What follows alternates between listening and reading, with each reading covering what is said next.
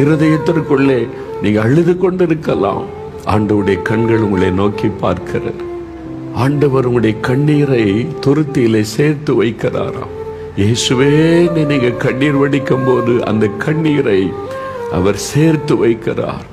ஒரு பாட்டில், ஒரு பாத்திரத்தில் பரலோகத்தில் உங்களுடைய கண்ணீர் சேர்த்து வைக்கப்படுகிறது. உங்களுடைய கண்ணீர் விலையேற பெற்றது. ஆண்டவருக்கு முன்னாலே அவரை பார்த்து நீங்கள் கண்ணீர் வடிக்கும் போது, இயேசுவே நீ கண்ணீர் வடிக்கும் போது அந்த கண்ணீரை தேவன் சேர்த்து வைக்கிறார், கணக்கு வைக்கிறாராம், புஸ்தகத்தில் எழுதி வைக்கிறாராம்.